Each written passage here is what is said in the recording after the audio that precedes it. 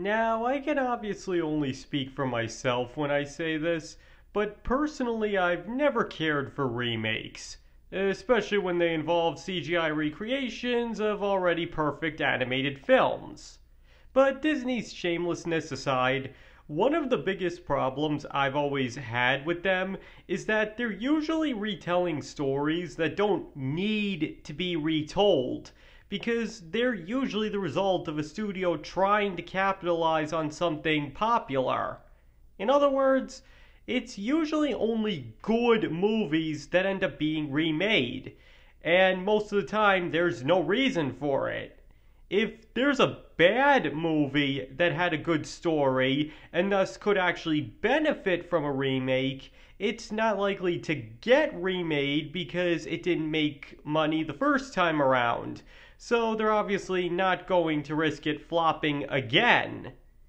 If anything, that's why I'd say that loose remakes tend to be better, because at least in that case, the two are different, and the remake is actually trying to do something that the original wasn't. But even there, that can present a problem, because when both the original and the remake are good movies in their own right, even when they're more different than the same, one inevitably ends up overshadowing the other. Basically, when a movie is a remake of another, the two end up eternally intertwined together, and the merits of each one have individually get compared to a movie that it sometimes shouldn't. And one of the best examples of that would be both the 1958 and the 1986 versions of The Fly. And obviously there will be spoilers for both movies ahead, so in case you haven't seen either of them yet and you don't want anything ruined, you should probably turn off the video. You have been warned. Now, just to make myself perfectly clear here, I'm not saying that either of these movies are bad. Quite the contrary, actually. I believe that they are both actually great science fiction horror movies that explore concepts deeper than a movie of their nature has any right to. But that's exactly the point. Both movies have this distinction. And yet, the only one anybody ever talks about is the 1986 remake. And even when they do talk about the 1958 version, it will invariably come up that while it's good, it can't compare to the remake. And in a way, even I'll concede that that's the case. The David Cronenberg movie is honestly the pinnacle of what a horror movie can be when the right people are behind it, asking very deep questions and making every single narrative choice correctly, quite fairly giving it the distinction of one of the best horror movies ever made, at least among those who have the stomach for it. But at the same time, that doesn't mean the 1958 original isn't still a good movie on its own. In fact, before the remake came out, many critics felt that The Fly was actually one of the best horror movies to come out of the 1950s, and that was because it actually did many of the same things the remake was acclaimed for doing, though to a lesser degree. In fact, separating it from the remake completely for 1 second, let's take a look at the 1958 version of The Fly and judge it based solely on its own merits as objectively as possible. And you'd find a movie that, rather than focusing on how many scares can be packed into 100 minutes, takes its time in getting to the horror. Sure, you get a rather uneasy feeling from the early portions of the film as the audience and Vincent Price tries to figure out what on earth is going on, but the scares don't start coming in until much later. Even Andre's motivation for making the machine is explored in a lot of detail. This isn't a man trying to invent teleportation just for the sake of it, or has some insane excuse. His philosophies on progress and how his invention will revolutionize and change the world are a frequent source of discussion throughout the film. It honestly brings up a lot of questions about progression and what humanity should and shouldn't be capable of. And just as impressively, it doesn't really try to answer any of these questions either, instead just noting that humanity's come a long way recently and the potentially dark consequences it could have on the future. Even the dangers of the teleporter are made quite clear a few times before he ultimately uses it on himself, which brilliantly foreshadows the fact that an accident was pretty much inevitable. And even after the accident does occur, most people, probably both now and back then, would expect Andre to turn into a typical 1950s movie monster and go on a murderous rampage.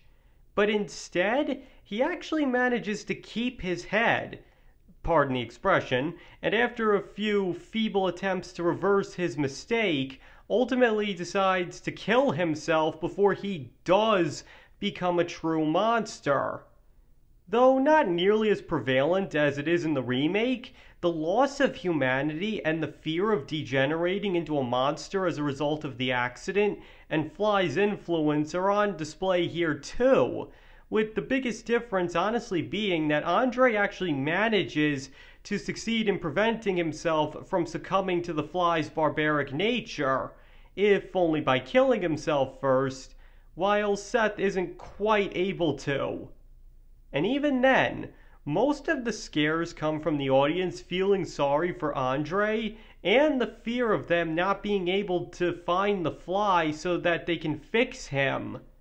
And the movie wisely chooses to commit to its theme of both the good and bad side of human progress by having Andre ultimately fail to revert himself back to normal and instead opts to destroy both himself and his work so that nobody else can be subjected to the same fate as him. Again, it's actually pretty tragic because even if he can't speak, you know it's a difficult decision for him to make, but one that he ultimately accepts must be done. But even then, when the movie wants to get downright terrifying, it succeeds on that front too. Because I know some find Andre's look of a fly head on a person's body to be absolutely ridiculous, but if you ask me, it actually falls pretty deep into the uncanny valley, and might have even been an influence on David Lynch for Eraserhead. Besides, if you're not expecting it, the reveal of his face is actually a pretty effective jump scare. And, of course, there's the infamous "help me" scene. Now I know this is another one that's been subjected to mockery, specifically because of the high-pitched voice, but just take a look at the context here for a second. A human-looking fly is hopelessly trapped in a web, literally defying its own biology to beg for someone to help it as a huge, ugly spider with giant fangs crawls towards it to mercilessly eat it. And is any of Andre possibly left in there to also be subjected to this horrible fate? That's never made clear. My point is, high-pitched voice or not, when you strip it down to the bare bones, this scene is absolutely terrifying, and the characters' horrified reactions to it are extremely justified ones.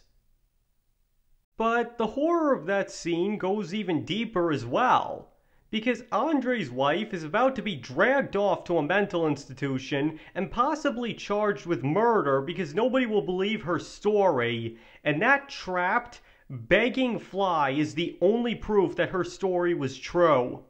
In other words, what makes it even worse is that not only is this poor creature condemned to a horrifying fate, but it's actually a good thing because it once and for all proves her sanity. As I said, this movie is scary alright, but it goes after much more primal and unconventional fears as opposed to the typical jump scares and murders of most horror movies.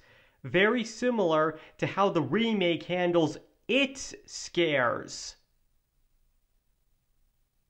And finally, the movie actually ends on a somewhat optimistic note in spite of Andre's death, with Vincent Price basically summing up the whole movie's theme in a nutshell by telling it like it is. That Andre died in the name of progress, just as many others in the past had, and many more undoubtedly will in the future. But that it was a death worth dying because he was trying to improve the world. Basically, this movie is trying to tell us that, in the end, in order for there to be progress and a better world, there must also be failure, and some people will inevitably die in those failures. But as long as they knew the risks and were doing their work for the right reasons, their sacrifices will one day pave the way for improvement. And you have to admit, that's pretty philosophical for what's seemingly just an ordinary science fiction horror movie. Okay, so in case you're wondering what I'm trying to say here, it's that the original Fly movie obviously can't compare to the 1986 remake, but that doesn't mean it isn't a good movie. It's intelligently written, tells an engaging story, and has surprisingly deep themes when all's said and done. But it will always be overshadowed and unfavorably compared to the remake, no matter what. And listen, I'm not trying to take anything away from the 1986 version. As I've already said, I believe that movie is simply a masterpiece. I just don't think it's fair that the original version always has to be compared to that one, because it can obviously never live up to it and thus isn't regarded on its own merits. And as I said at the start, that's what I believe to be the problem with most remakes out there. One of them is good, but the other one's better. And the better one is always given all the credit, while the other's left in the dust no matter how good it actually was on its own. And The Fly is an excellent example of this. If the original were judged strictly on its own, people would probably say it was one of the best horror movies of the 50s and 60s, similar to how Vincent Price himself always said that he felt it was one of his better horror movies and regarded it fondly. But because it forever lives in the shadow of David Cronenberg's masterpiece, most people have already written it off as just your average B movie, even if they've never actually seen it in the first place.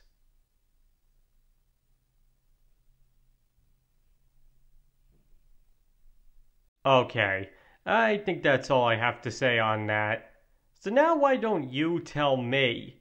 Do you believe one of the problems with remaking movies is that one version always ends up overshadowing the other, no matter how good that other version actually is, and that The Fly perfectly demonstrates this?